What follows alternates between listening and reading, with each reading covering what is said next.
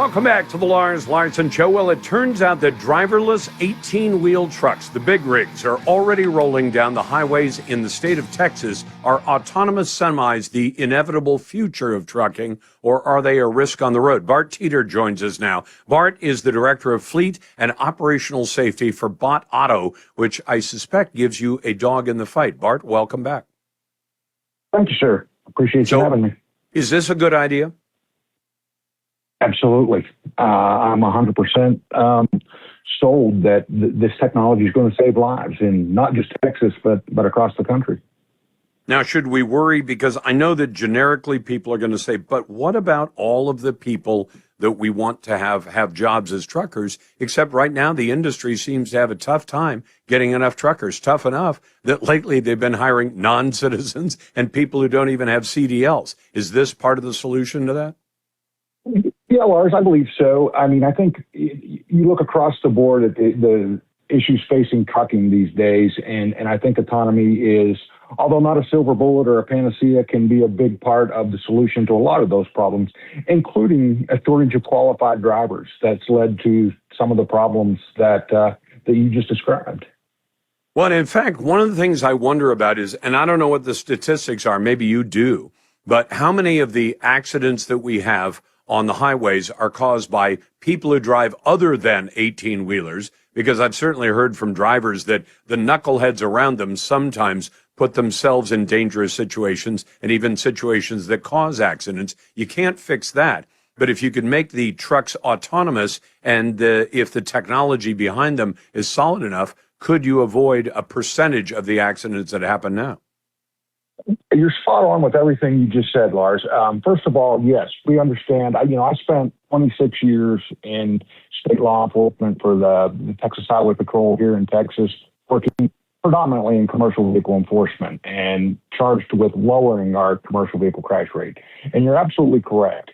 The majority of those crashes between 18-wheelers and other vehicles are not caused by the 18-wheelers.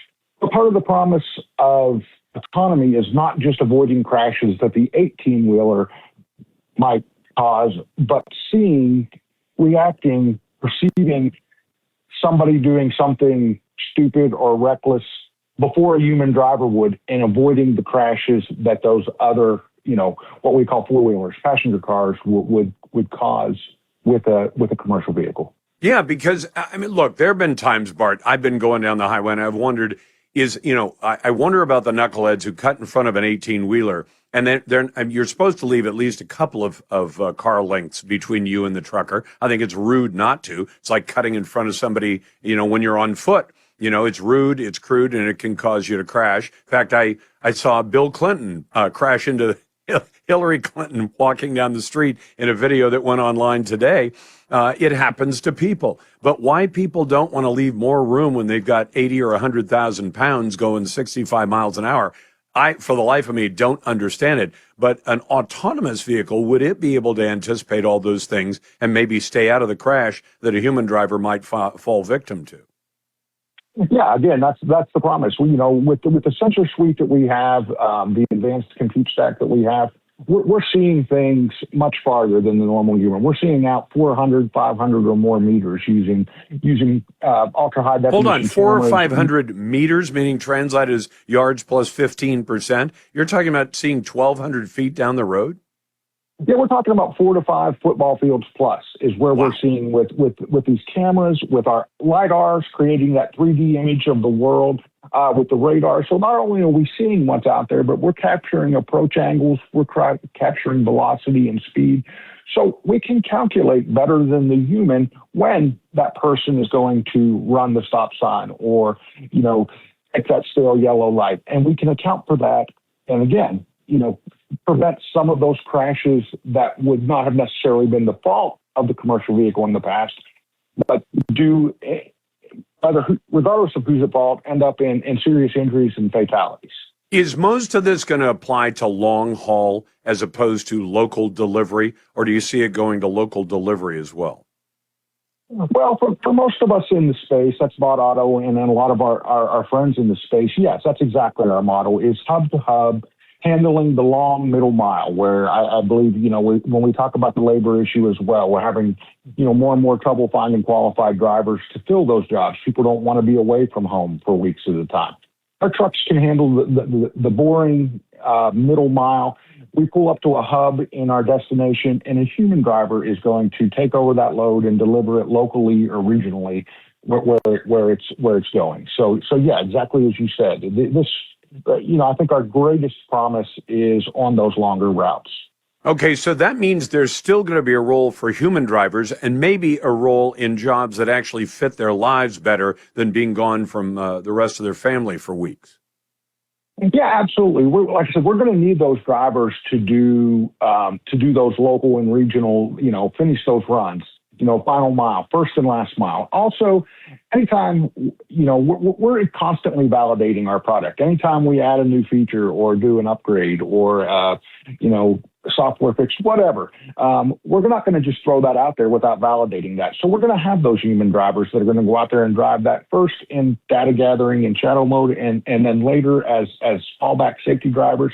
And finally, we'll pull them out on, again, the middle mile and reserve them for the first and last mile. But yes, we're always going to have need for good quality truck drivers. I'm talking to Bart Teeter, who's Director of Fleet and Operational Safety for Bot Auto. So maybe this is outside your lane, pun intended, but how fast do we see this transition happen? Does your company have an idea of how it's likely to roll out? We feel like we could have some completely humanless, no driver freight delivery operations here in Texas sometime this year. The promise is we don't do it till it's ready. We don't do it till our regulatory and enforcement partners have been thoroughly and completely briefed and agree with us that we're ready.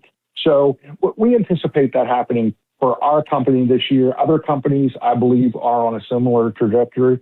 So I believe later this year, you will see trucks delivering freight in Texas with no human on board. Now, one of the things I want to ask you about, Bart, since your background's in law enforcement, and it's only half kidding, but I've seen videos of thieves trying to steal from long-haul trucks that happen to slow down at a light, and you got thieves jumping on the back, cracking the lock, and rolling the door up and all that. If you've got an autonomous truck, how do you protect against something like that? You don't have a driver who can jump out with a tire iron and deal with the thieves. Right, Lars. That's an issue. We get that question a lot. We don't have somebody that can jump out and do that. But what we do have on our system in particular is 15 high-definition cameras that are giving us essentially a 360-degree view of what's going on around that. So will we be targeted? Thieves, criminals are going to try to exploit whatever they can. We know that. But we will be able to provide, good evidence of who did this. And also, trucks aren't operating out there just kind of in a vacuum. We don't just turn a truck loose on the road with no driver. Those trucks will be monitored by a command post. So as soon as we see something like that, again, we've got that 360-degree view. As soon as we see something's amiss, one of our folks in our command post will be calling 911 in the appropriate jurisdiction. No doubt. The Lars Larsen Show.